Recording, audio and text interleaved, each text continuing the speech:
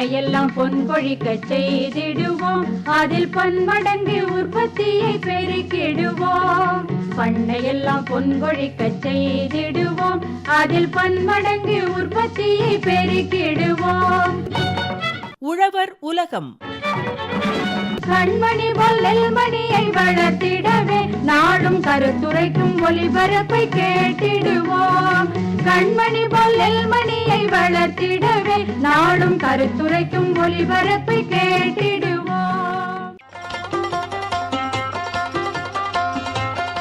செல்லமே செல்வமே. செல்ல பிராணிகள் சார்ந்த தொழில் வாய்ப்புகள் தொடர் நிகழ்ச்சி.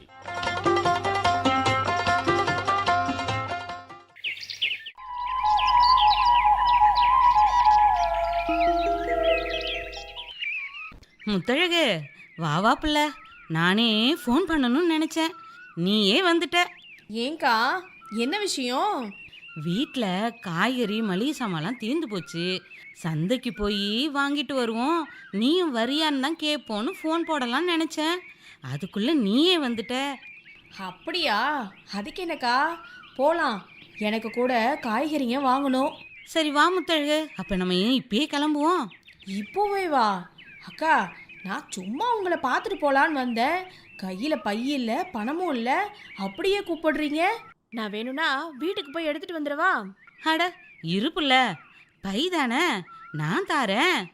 இதுக்காக இங்கிருந்து உன் வீட்டுக்கு போய் திரும்பி இங்கே நீ வரத்துக்குள்ள எம்புட்டு நேரம் ஆகும். பணமும் நானே தாரேன், நாளை கொண்டு வந்து கொடு. அதுவும் நல்ல யோசனை தான்க்கா. சரி வாங்க, அப்போ போவோம்.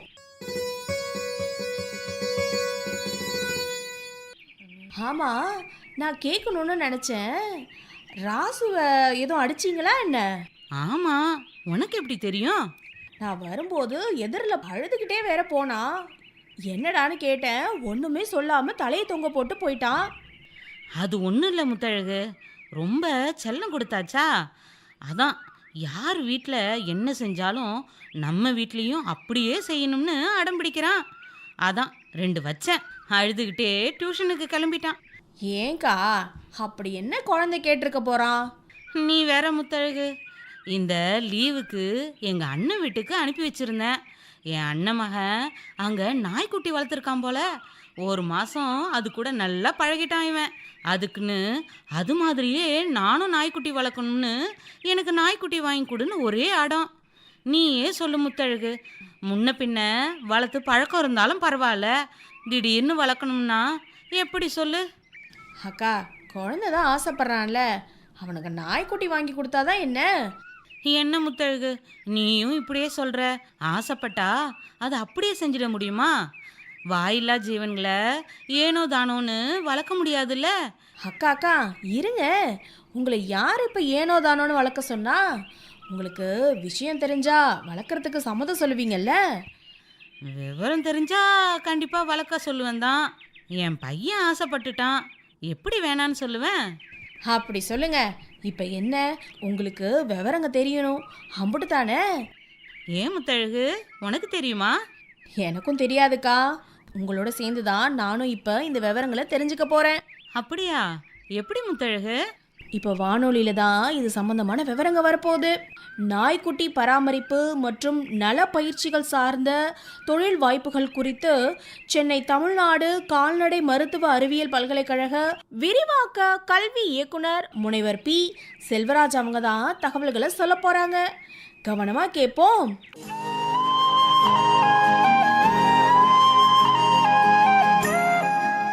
இன்றைக்கி செல்லப்பிராணிகள் வந்து எல்லா வீடுகளிலும் இருந்துகிட்ருக்கு. அதை நல்லபடியாக நம்ம வளர்க்குறோமா, அதுக்கான தேவைகளை பூர்த்தி செய்கிறோமா அப்படிங்கிறது நிறைய பேருக்கு தெரியறதில்ல.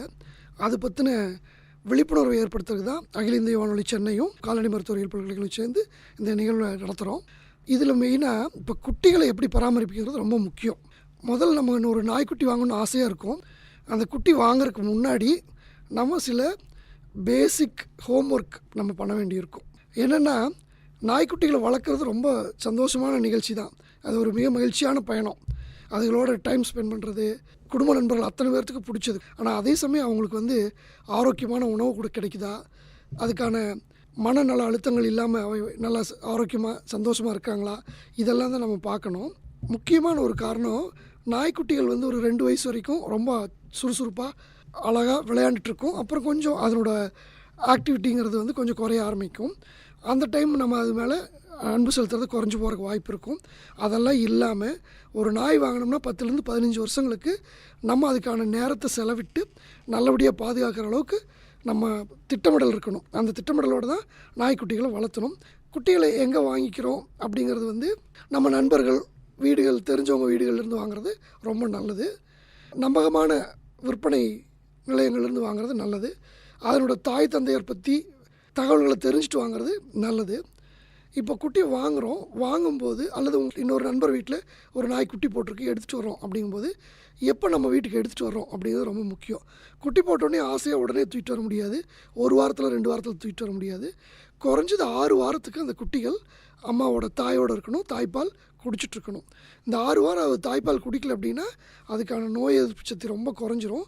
குட்டிகள் ரொம்ப ஒரு நோஞ்சான் குட்டிகளாக வர்றதுக்கு வாய்ப்பு இருக்கும். அதை தடுக்கிறதுக்காக குறைஞ்சது 6 வாரம். நீங்கள் வெளியில் வாங்கினா கூட 8 வாரத்துக்கு மேலான நாய்க்குட்டிகளை மட்டும் வாங்கி உங்கள் வீட்டுக்கு கொண்டு வரணும். அதுக்கு முன்னாடி குட்டிகளை வாங்கினீங்கன்னா நிறைய சவால்கள் இருக்கும். அது வந்து பழைய நிலைமைக்கு வருமா அப்படிங்கிறது எல்லாத்துக்குமே பெரிய ஒரு சவாலான விஷயமாக தான் இருக்கும். அதுக்கு அடுத்தது 6 வாரம் கழித்து பால், இப்போ தாயிட்ட பால் குடிச்சிட்ருக்குது, பால் எப்போ மறக்க வைக்கிறோம் அப்படின்னா 6 வாரத்துலேருந்து ஆரம்பித்து 8 வாரத்துக்குள்ள மறக்க வைக்கலாம். நிறைய பேர் வந்து ரொம்ப விற்கணுங்கிற ஆசையில் 7 குட்டி இருக்குது, 10 குட்டி இருக்குது, பால் பத்தாது அப்படின்னு நினச்சிட்டு 4 வாரத்துலையெல்லாம் கூட பிரிச்சுருவாங்க. அந்த மாதிரி குட்டிகளை வாங்குறத நம்ம தவிர்க்கணும். 6லேருந்து 8 வாரம் பால் குடிச்சிட்டு அதுக்கு முறை பிரித்தா குட்டிகள் ஆரோக்கியமானதாக இருக்கும். இது எப்படி பால் கொடுக்கறத மறக்கடிக்கிறது அப்படின்னா, இப்போ வயசான அடல்ட் டாக்ஸ்க்கு இல்லாமல் குட்டிகளுக்குன்னு ஒரு சமச்சீர் தீவனம் இருக்கும். அதுகளை நீங்கள் வாங்கிக்கலாம். அப்படி கிடைக்கல அப்படிங்கிற பட்சத்தில் நம்ம குழந்தைகளுக்கு எப்படி உணவு அளிக்கிறோம், இளங்குழந்தைகளுக்கு, பச்சை குழந்தைகளுக்கு முட்டையை நல்லா அவிச்சு கொடுக்கறது, இறைச்சி வகைகளை நல்லா அவிச்சு வேக வச்சு பருப்பு, சில காய்கறி துண்டு அந்த மாதிரி சேர்த்து கொடுக்கறது, கால்சியம் நிறைந்த உணவுப் பொருட்களை கொடுக்கறது, இதெல்லாம் தான் தேவை. முடிஞ்ச வரைக்கும் நம்ம மனுஷங்க சாப்பிட்ற இந்த ஃபாஸ்ட் ஃபுட் அப்படிங்கிற துரித உணவு வகைகளை குட்டிகளுக்கு கொடுத்துடக்கூடாது. இந்த வயசான நாய்களுக்கும் நம்ம கொடுக்கக்கூடாது. நம்ம சாப்பிட்ற சாப்பாடு நிறைய மிஞ்சிருச்சு அப்படின்றக்காக அடிக்கடி அதுக்கு கொடுக்கக்கூடாது. அதே சமயம் தயிர் மாதிரி பால் பொருட்கள் வந்து நம்ம கொஞ்சம் கொஞ்சம் கொடுக்கறதுல தப்பு கிடையாது, அதுக்கு நல்லதும் கூட. இந்த ப்ரோபயோட்டிக்ஸ் இதெல்லாம் வந்து தயிரில் இருக்கும்.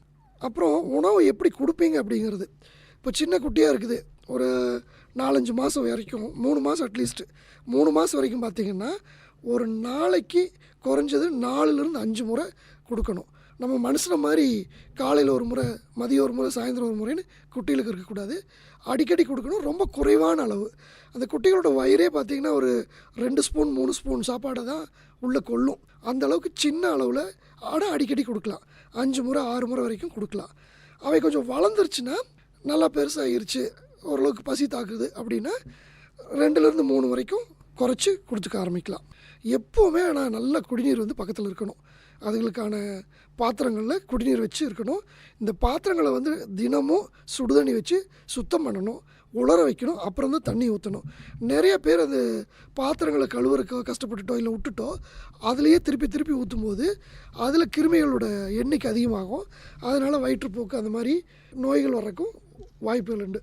அடிக்கடி குட்டிகளில் நோய் வரக்கு ஒரு முக்கியமான காரணம் இந்த பாத்திரங்கள் மற்றும் இந்த படுக்கை விரிப்புகள், இதுகளை வந்து சுத்தம் பண்ணாமல் நம்ம அப்படியே வச்சுக்கிறது தான். அதே மாதிரி சிறு வயசுலேயே வந்து அதுக்கு வந்து சிறுநீர் போகிறக்கோ மலம் கழிக்கிறக்கோ பயிற்சி கொடுக்க ஆரம்பிச்சிடணும். டாய்லெட் ட்ரைனிங் ரொம்ப அழியராகவே ஸ்டார்ட் பண்ணணும். அது நீங்களே பண்ணிக்கலாம், அது ஒன்றும் பெரியதில்லை. அதுகளை ஒரு 4-5 முறை கொண்டே காமிச்சு இங்கே உட்கார வைக்கணும் அப்படின்னா அது புரிஞ்சுக்கும். அதுக்கு அடுத்தது தடுப்பூசி எப்போ போடுறது நிறைய பேருக்கு தெரியாது. சில பேர் வந்து கொஞ்சம் பெருசாகி போட்டுக்கலான்னு விட்டுருவாங்க. சில பேர் ரொம்ப சின்ன குட்டியை தூக்கிட்டு வருவாங்க. அந்த மாதிரி வரக்கூடாது. 6 வாரம் முடிஞ்சிருச்சுன்னா தடுப்பூசி ஆரம்பிக்கலாம். முதல் தடுப்பூசி 6லேருந்து 8 வாரம், மொத்தம் 4 இதாக போட வேண்டியிருக்கும். அதாவது டிஸ்டம்பர் நோய், பார்வோ நோய், ரேபிஸ் நோய், அப்புறம் லெப்டோஸ்பைரா, இதுக்கெல்லாம் சேர்ந்து தடுப்பூசி இருக்குது. இது வந்து ஒரு அட்டவணைப்படி போடணும். தடுப்பூசி கூட முக்கியமாக பண்ண வேண்டிய இன்னொரு நிகழ்வு என்னென்னா குடற்புழு நீக்கம். இந்த நாய்களுக்கு வந்து குடற்புழு வந்து கட்டாயமாக மருந்து கொடுத்துட்ருக்கணும். அதை எப்போ கொடுக்கறது அப்படிங்கிறது முக்கியம். முதல் மருந்து வந்து 2ஆவது வாரம் 3ஆவது வாரத்துலேயே ஆரம்பிக்கலாம், 1 மாதத்துலேயே ஆரம்பிக்கலாம். 3 மாதம் வயசாக வரைக்கும் 2 வாரத்துக்கு ஒரு முறை அதுகளுக்கு வந்து குடற்புழு மருந்து கொடுத்துருக்கணும். அதுக்கும் பிறகு ஒவ்வொரு 6 மாதத்துக்கு ஒரு முறை கொடுத்துட்ருக்கணும். அதுதான் நல்ல இது குடற்புழு நீக்கம். அப்போ வந்து குட்டி ஆரோக்கியமாகவும் இருக்கும், வளர்ச்சி நல்லாவும் இருக்கும். அதே மாதிரி நிறைய வீடுகளில் இப்போ சொல்கிற ஒரு இது இந்த டிக்ஸ் அப்படிங்கிறது, இந்த ஒட்டுண்ணி மேலே தோலில் வந்து ஒட்டிகிட்ருக்கிறது, டிக்ஸு ஃப்ளீஸ் அப்படிங்கிற தெள்ளுப்பூச்சி, இதெல்லாம் இதுகளை எப்படி பராமரிக்கிறது அப்படிங்கிறது தினமும் நம்ம எப்படி தலை சீவுறோமோ அந்த மாதிரி குட்டிகளுக்கும் மிருதுவாக ஒரு சாஃப்டான ப்ரஷ் வச்சு ப்ரஷ் பண்ணி க்ளீன் பண்ணிகிட்டு இருந்தீங்கன்னா ஒரு பாதி பூச்சிகள் நீங்களே பாத்திரலாம் எடுத்து தூக்கி போட்டுடலாம். அதுக்கு மேலே இருந்துச்சுன்னா ஒரு கால்நடை மருத்துவர் அணுகுனீங்கன்னா குட்டிகளுக்கு தனியான மருந்துகள் இருக்குது, அடல்ட் அப்படிங்கிற வயசான நாய்களுக்கு தனி மருந்துகள் இருக்குது. அந்த மருந்துகளை பயன்படுத்தி இதை கட்டுப்படுத்தணும். உண்ணிகளை கட்டுப்படுத்துகிற பட்சத்தில் நிறைய இரத்த சோகை, இரத்தத்தை அழிச்சு போகிற பூச்சிகள்னால் வர நோய்கள் உருவாகும். அதை பார்த்துக்கணும். வழக்கமாக மருத்துவ பரிசோதனைலாம் எப்படி பண்ணணும் அப்படின்னா, குட்டிகளாக இருக்கும்போது முடிஞ்ச அளவுக்கு 2 மாதத்துக்கு ஒரு முறை டாக்டர்கிட்ட, கால்நடை மருத்துவர்கிட்ட கன்சல்ட் பண்ணிக்கிறது நல்லது. வளர வளர 6 மாதத்துக்கு ஒரு முறை கன்சல்ட் பண்ணிக்கணும். ஆனால் வருஷம் ஒரு முறை கால்நடை மருத்துவர் யாராவது ஒருத்தர்கிட்ட காமிச்சு அதுக்கான ரத்த பரிசோதனை, மலை பரிசோதனை, சிறுநீர் பரிசோதனை அதெல்லாம் பண்ணி வச்சுருந்தோம்னா பின்னாடி வர நோய்களை முன்கூட்டியே நம்ம கண்டுபிடிச்சி பண்ண முடியும். இப்போ நம்ம மனுஷனுக்கு வந்து 50 வயசு ஆகும்போது தான் சில நோய்கள் வெளியில் தெரியுது. ஆனால் நாய்களுக்கு அப்படி இல்லை. 2 வயசுலேயோ 3 வயசுலேயோ கூட சில நோய்கள் தெரிஞ்சிடும். கிட்டத்தட்ட மனுஷனுக்கும் நம்மளுக்குள்ள இது பார்த்திங்கன்னா, இப்போ நாய்க்கு 1 வயசு அப்படின்னா மனுஷனுக்கு வந்து ஒரு 7லேருந்து 8 வயசு அந்த மாதிரி அர்த்தம். அதுக்கு தகுந்த மாதிரி நம்ம கணக்கு வச்சுட்டு முன்கூட்டியே பாதுகாப்பான இதை பண்ணணும். தினமும் காலையிலேயே சாயந்தரமும் விளையாட்டு கொஞ்சம் நேரம் அது கூட நம்ம ஸ்பெண்ட் பண்ணணும். ஒரு அரை மணி நேரத்துலேருந்து 1 மணி நேரம். அதுக்காக அப்பார்ட்மெண்ட்டுக்குள்ளேயே உட்காந்து விளையாடக்கூடாது. கீழே கொண்டு வந்து தரையில் அதை ஓட விட்டு, எல்லா நாய்களும் பண்ணுற பெரிய குட்டிகளுக்குள்ள ஒரு பெரிய கஷ்டம் என்னென்னா, எக்ஸசைஸ் அப்படிங்கிறது சின்ன ஜிம்முக்குள்ளேயோ இதுக்குள்ளேயோ நடத்தி பண்ணக்கூடாது. அது இயற்கையோடு ஒன்றிய தரையிலையும் அதில் ஓடி ஓடி விளையாடின்னு இயற்கையோடு அது சிங்கில் இருக்கிற ஒரு தருணமாக நம்ம உண்டாக்கி கொடுக்கணும். அதே மாதிரி ட்ரைனிங்கில் இப்போ சிட் ஸ்டாண்ட் அப்படின்னு எழுந்துவா அப்படின்னு சொல்கிறோம். இதெல்லாம் வந்து ட்ரெயினர் வச்சு தான் பண்ணணும்னு இல்லை, ரிப்பீட்டடாக நம்மளே திருப்பி நீங்கள் பண்ணிகிட்டு இருந்தீங்கன்னா நீங்களே பண்ணிக்க முடியும். ஒவ்வொரு முறையும் அது பண்ணும்போது, நல்லா பண்ணும்போது அதுக்கு ஒரு சின்ன ட்ரீட், பெட் ட்ரீட் அப்படிம்பாங்க, ஒரு சின்ன தின்பண்டம், அதுக்கான தின்பண்டம் நீங்கள் கொடுத்துட்டு வந்தீங்கன்னா அதுவே கண்டுபிடிச்சி பண்ணிக்கும், அழகாக பண்ணிக்கும். அதனால் நீங்கள் இதுக்காக பெருசாக செலவு பண்ணுங்கிறது இல்லை. அதே மாதிரி இப்போ தனி வீடுகளில் இருக்கிறவங்களும் அதே தான். பக்கத்து வீடுகளுக்கு இருக்கிற நாய்களோடு அது பழகணும். உங்கள் வீடு பக்கத்தில் இருக்கிறவங்க மக்களோடையும் அது பழகணும். அதுக்கான ஏற்பாடை நம்ம பண்ணித்தரணும். கடிக்குது அப்படின்னு பார்த்தோம்னா, குட்டி நாய்களும் அடிக்கடி கடிக்கும். ஏன் குட்டி நாய்கள் அடிக்கடி கடிக்குது அப்படின்னா, அதுக்கு சின்ன பல்கூச்சி இருக்கும். நம்ம பல் முளைக்கும் போது குழந்தைகளுக்கு எப்படி நம்ம விரலை வச்சோம்னா கடிக்குதோ அந்த மாதிரி அந்த பல்கூச்சத்தை போக்க வரைக்கும் அது கடிச்சிட்டு தான் இருக்கும். கண்ட சின்ன சின்ன பொருள்களை கடிக்கும். இதுக்காகவே குட்டி வளர்க்குறவங்க என்ன பண்ணணும், நம்ம கூர்மையான பொருள்களையோ, ரொம்ப உடையிற மாதிரி பொருள்களையோ, பிளாஸ்டிக் பொருள்களையோ, சின்ன சின்ன முழுங்குற மாதிரி பொருள்களையோ அதனோட பாதையிலையோ எங்கேயோ வைக்கக்கூடாது. கால்நடை மருத்துவக் கல்லூரி மருத்துவமனையில் பார்த்திங்கன்னா ஒரு வாரத்துக்கு ஒரு 10 அல்லது 15 முறை குட்டி நாய்கள் ஏதாவது முழுங்கிருச்சு. குக்கர் வெயிட்டை முழுங்குது, இல்லை கல்லுகளை முழுங்குது, பிளாஸ்டிக்கை முழுங்குது, ரப்பர் பேண்டை முழுங்குது, இப்படி எடுத்துகிட்டு வந்துகிட்டே தான் இருக்காங்க. இது போய் அந்த குடலில் சுற்றிருச்சுன்னா உயிருக்கே ஆபத்து. அதனால் குட்டி வளர்க்கும்போது இந்த பொருள்கள் எல்லாம் பக்கத்தில் இல்லாமல் பாதுகாப்பாக வளர்க்குறது ரொம்ப முக்கியம். இப்போ பல் எப்படி இருக்கும் அப்படின்னா, குட்டிகளுக்கு வந்து ஒரு மாதம் கிட்டத்தட்ட 3லேருந்து 4 வாரம் ஆக வரைக்கும் பல் இருக்காது. அதுக்கு முறைதான் பல் முளைக்க ஆரம்பிக்கும். ஒரு 3-4வது வாரத்தில் பல் முளைக்க ஆரம்பிக்கும். 3-4 வாரத்தில் பல் முளைக்க ஆரம்பிச்சிச்சுன்னா அது எப்போ முடியும் அப்படின்னா 5 மாதம் வரைக்கும் பல் வளர்ந்து 5-6 மாதத்தில் முழு பல்லும் வந்துடும். அப்புறம் இந்த பல் வந்து அப்படியே இருந்துட்டு அடல்ட் போகும்போது மாறி இதில் வந்துடும். இந்த பல்லுகளுக்கு வந்து அப்பப்போ நம்ம க்ளீன் பண்ணி விடுறதும் நல்லது. சும்மா சாதாரண நீங்கள் ஒரு குழந்தைகளுக்கான ப்ரஷ்ஷை வச்சு கூட லேசாக தினமும் அதை துளக்கி விட்டிங்கன்னா அது நல்லது. என்னென்ன பொருளை வந்து நம்ம குட்டிகளுக்கு கொடுக்கக்கூடாது அப்படிங்கிறது ரொம்ப முக்கியம். என்ன நடக்குதுன்னா, குழந்தைய வந்து விளையாடும்போது அல்லது அவங்க சாப்பிடும்போது என்னென்னலாம் சாப்பிட்றாங்களோ அதை கொடுத்துட்றாங்க நாய்களுக்கு. ரொம்ப அதிகமாக கொடுக்குற ஒரு ஐட்டம் வந்து இந்த மனுஷங்க சாப்பிட்ற சாக்லேட்ஸு. இதில் வந்து ஒரு வித பொருள் இருக்குது, ஒரு உயிர் பொருள். அந்த பொருள் வந்து நாய்க்குட்டிகளுக்கு ஒத்துக்காது. அதனால் குட்டி நாயாக இருந்தாலும் பெரிய நாயாக இருந்தாலும் சாக்லேட் கொடுக்குறத டோட்டலாக நிறுத்திடணும். அதே மாதிரி ஃபாஸ்ட் ஃபுட்டு, கடைகளில் வாங்கிட்டு வர ஃபாஸ்ட் ஃபுட் ஐட்டம் கொடுக்கக்கூடாது. கொடுத்தோம்னா அதுக்கான வயிறு வந்து கோளாறுகள் வரக்கு வாய்ப்பு இருக்குது. நம்ம வீட்டில் சமைச்ச உணவுப் பொருட்கள் நல்லது, அல்லது நல்லா அங்கீகரிக்கப்பட்ட உணவு உற்பத்தி, இந்த மாதிரி செல்லப்பிராணிகளுக்கு என்று பிரத்யேகமாக உணவு உற்பத்தி பண்ண நிறுவனங்கள்லேருந்து வர உணவுகளை நம்ம பராமரிக்கலாம். சில பேர் வந்து பால் பச்சை பால் கொடுக்கலாமா அப்படிங்கிறதெல்லாம் கேட்பாங்க. அதுக்கு பதிலாக காய்ச்சினதாக கொஞ்சமாக கொடுத்தீங்கன்னா நல்லது. நிறைய பால் கொடுக்குறதையும் நிறுத்திக்கலாம். அதுக்கடுத்து குட்டிகளுக்கு எவ்வளோ சாப்பாடு கொடுக்கணும், அதனோட வயிறு வந்து ஒரு 2-3 ஸ்பூன் தான் அது அடங்கும் இந்த வயசில். அதனால் நிறைய கொடுத்துடாதீங்க. குட்டி வயிறு வீங்குதுனாவே வேறு பிரச்சனைகள் கொண்டு வந்து விட்டுரும். உங்கள் வயிறு பார்க்கும்போதே தெரியும் கொஞ்சம் பெருசாக இருக்குன்னா அதோடு நிறுத்திக்கணும். சாப்பிட்ட உடனே குட்டிகள் தூங்க தான் செய்யும். நீங்கள் சாப்பிட்டுட்டு உடனே அது விளையாடணும்னு எதிர்பார்க்கக்கூடாது. அது குட்டிகள் ரொம்ப அடிக்கடி தூங்க நினைக்கும். நம்ம குழந்தைங்க எப்படி அடிக்கடி தூங்குறாங்களோ அந்த மாதிரி தூங்க நினைக்கும். அந்த தூங்குறதுக்கு நம்ம உதவணும். தூங்காமல் பண்ணிட்டோம்னா ரொம்ப கஷ்டமாக போயிடும். அதே மாதிரி எலும்பு துண்டுகளெல்லாம் போடக்கூடாது. ஷார்ப்பாக சின்ன சின்ன ஐட்டம் எலும்புகளை போட்டிங்கன்னா அது உள்ளே போய் மாட்டிக்கும், முழுங்க முடியாது. வெங்காயம் கொடுக்கக்கூடாது. அதே மாதிரி திராட்சை இதுவும் கொடுக்கக்கூடாது. ஏன்னா அதில் சில நச்சுத்தன்மை இருக்குது. அதனால் உடல்நல பாதிக்கிறதுக்கு ஈரல் பாதிப்பு வர்றதுக்கும் வாய்ப்பு இருக்குது. இன்னொரு பிரச்சனை என்னாகுன்னா இந்த ஈரத்தரைகள் விட்டுறது. இந்த ஈரத்தரைகளை கொண்டு நம்ம அடிக்கடி விடக்கூடாது. அதுக்கு ஒரு உலர்ந்த நம்ம மேட் அது மாதிரி போட்டுட்டு உலர்வான இருக்கிற பகுதியில் தான் குட்டிகளோ வயசான நாய்களோ இருக்கட்டும். ஈரம் இருந்துச்சுனாவே தோல் நோய் வர ஆரம்பிச்சிடும். ஒரு வித உடலில் ஒரு பேட் ஸ்மெல் ஸ்கின்னில் வர ஆரம்பிச்சிடும். அதை முக்கியமாக வச்சுக்கணும். அதுக்கு அடுத்தது எப்போவுமே வந்து நாய்கள் வந்து ஒரு பேலன்ஸ்டாக இருக்கணும். அப்படின்னா நம்ம எப்படி அது பழகிறோம் அப்படிங்கிறத வச்சு தான் அது பேலன்ஸ்டாக இருக்கணும். காலையில் ஒரு முறை சாயந்தரம் ஒரு முறை பண்ணிவிட்டு நடுவில் விட்டுட்டோம் அப்படின்னா அதுக்கு நம்ம எப்படி போர் அடிக்கிற மாதிரி போர்டம், இந்த போர்டமே அவங்களுக்கு வந்து ஒரு பெரிய அழுத்தத்தை கொண்டு வரும். அதனோட விரலை கடிச்சிக்கும், வாழை கடிச்சிக்கும், அங்கங்கே முடி கொட்ட ஆரம்பிக்கும். இந்த பிரச்சனைகள்லாம் தவிர்க்கணும் அப்படின்னு நம்ம நினச்சோம்னா அடிக்கடி நம்ம அதுக்கு நேரம் ஒதுக்கி ஸ்பெண்ட் பண்ணிகிட்ருக்கணும். நீங்கள் குட்டியை வீட்டுக்கு கொண்டு வரக்கு முன்னாடி என்னென்ன முக்கியமான வேலை பண்ணணும்னா, அபாயகரமான பொருள் ஏதாவது வீட்டில் இருக்குது, அது படுக்கிற இடத்துலையோ அது பால்கனிலையோ இல்லை அது வச்சுக்கிற இடத்துலையோ இருக்கிறதை கம்ப்ளீட்டாக நீங்கள் ரிமூவ் பண்ணிடணும். இன்னொன்று, நீங்கள் கூண்டுகளில் வச்சுக்கணுன்னு விருப்பப்பட்டீங்கன்னா தரமான கூண்டுகளை வாங்கி வச்சுருக்கணும். அந்த வயசுக்கு பிறகு கூண்டு விட்டு வெளியில் எடுத்துடணும். திருப்பி கூண்டில் போட்டு அடைச்சி வைக்கக்கூடாது. எலக்ட்ரிக்கல் ஒயர்ஸ் ரொம்ப அடிக்கடி வர ஒரு சின்ன இஷ்யூ.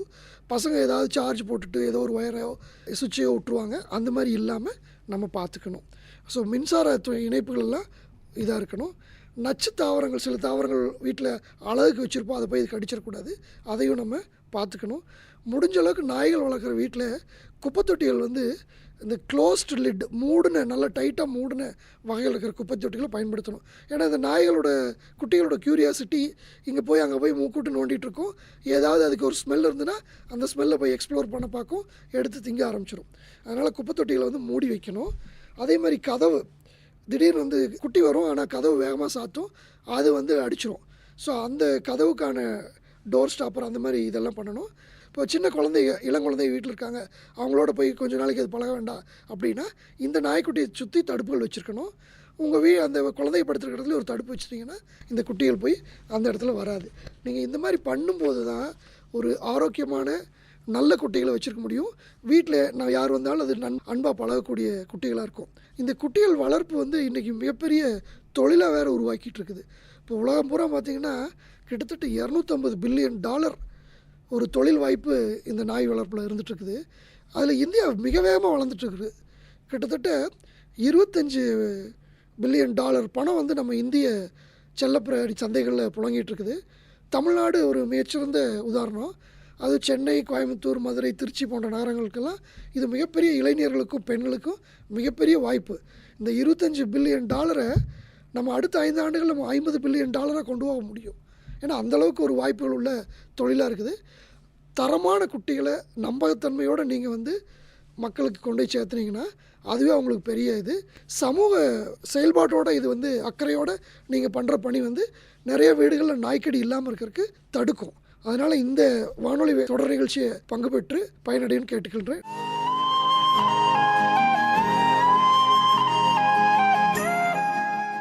என்ன பட்டக்கா, நாய்க்குட்டி பராமரிப்பு மற்றும் நல பயிற்சிகள் சார்ந்த தொழில் வாய்ப்புகள் குறித்து சென்னை தமிழ்நாடு கால்நடை மருத்துவ அறிவியல் பல்கலைக்கழக விரிவாக்க கல்வி இயக்குனர் முனைவர் பி செல்வராஜ் அவங்க சொன்ன தகவல்களை கேட்டிங்களா? முத்தழகு, நாய்க்குட்டிங்களை எத்தனை நாள் குட்டியாக வாங்கணும், எப்படி வளர்க்கணும், எப்படி நோய் வராமல் பராமரிக்கணும், இப்படி எல்லா விவரங்களையும் அழகாக தெளிவாக எல்லாம் எடுத்து சொன்னார். ஆமாக்கா, அதோட அதுக்கு எந்தெந்த உணவுப் பொருட்களை கொடுக்கணும், எதை எதை கொடுக்கக்கூடாது, இப்படி எல்லா விவரத்தையும் தெளிவாக சொல்லிவிட்டாரு. ஆமா முத்தழகு, நானும் தான் கேட்டனே. இந்த விவரங்களை கேட்டதுக்கு அப்புறம் எனக்கும் கூட நாய் வளர்க்கணும்னு ஆசை வந்துருச்சு. சூப்பர்க்கா.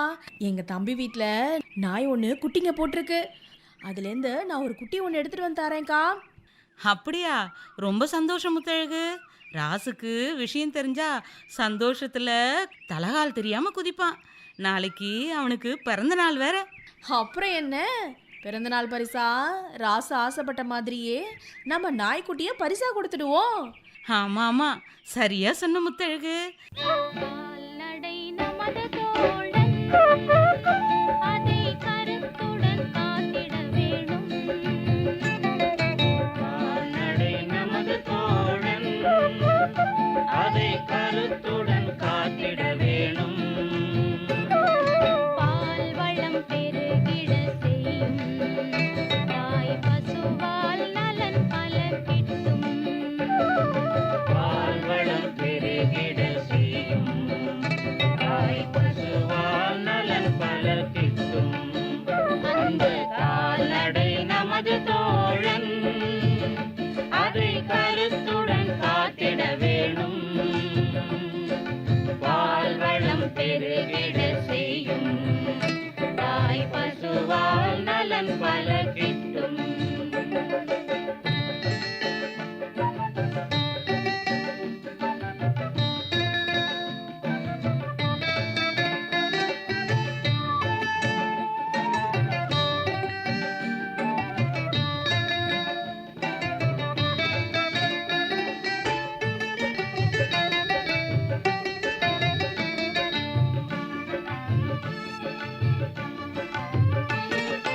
நாட்டில் நடமாடும் செல்வம், அவை நம் வறுமையை என்றும் வெல்லும்.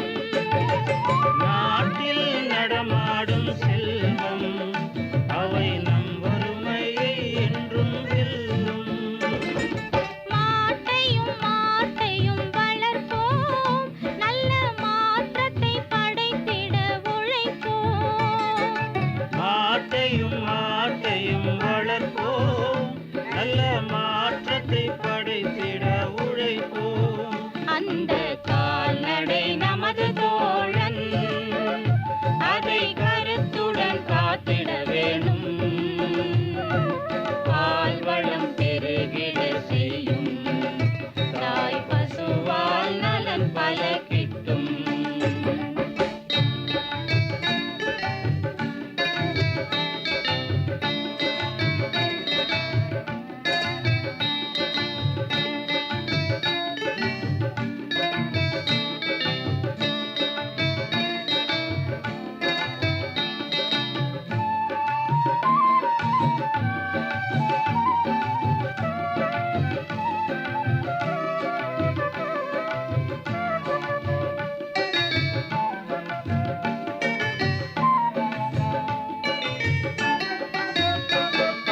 நூற்றுக்கு நூறு நன்மை கால்நடைகளில் கிடைப்பது உண்மை. நூற்றுக்கு நூறு நன்மை கால்நடைகளில் கிடைப்பது உண்மை. வீட்டுக்கு வீடு சிறப்பு, ஏர் உழவுக்கு எருதுகள் சிறப்பு. வீட்டுக்கு வீடு சிறப்பு, ஏர் உழவுக்கு எருதுகள் சிறப்பு. அந்த கால்நடை நமது தோழன், அதை கருத்துடன் காத்திட வேணும்.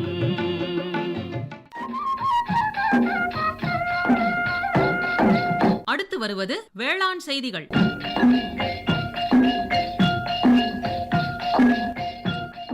நெல் வேர்முடிச்சி நூற்புழு. உலக மக்கள் தொகையில் 50% மேற்பட்டோருக்கு அரிசியே பிரதான உணவாகும். நெல் பெரும்பாலும் நன்சை சாகுபடியாக பயிரிடப்படுகிறது.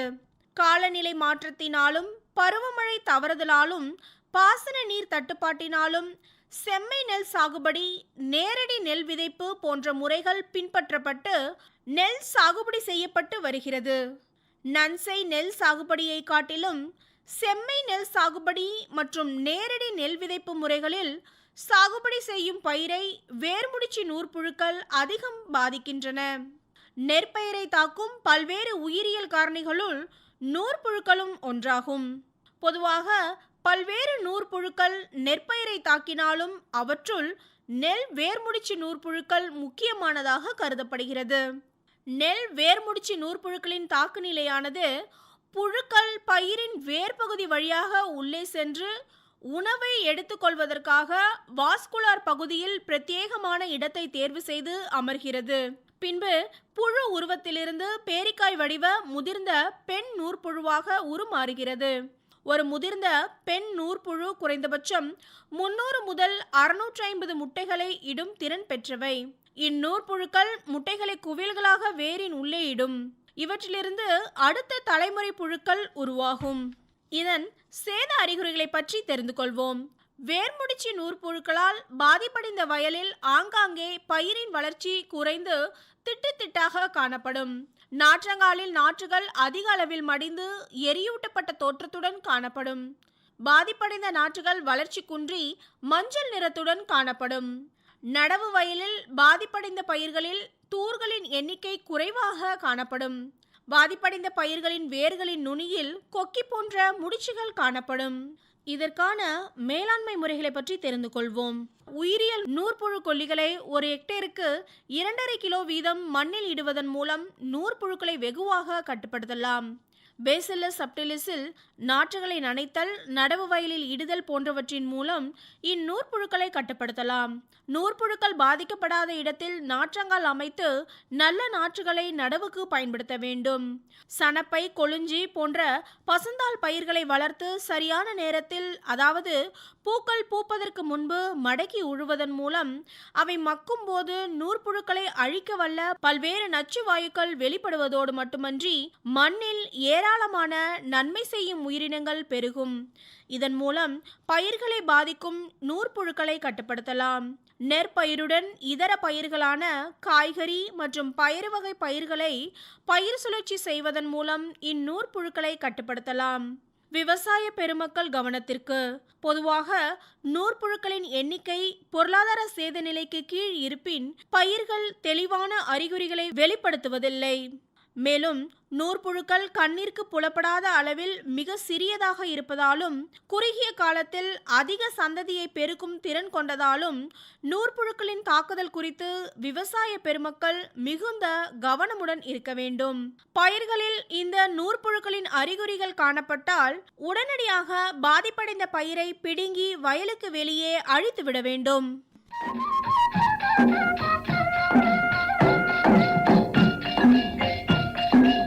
இதுவரை வேளாண் செய்திகள் கேட்டீர்கள்.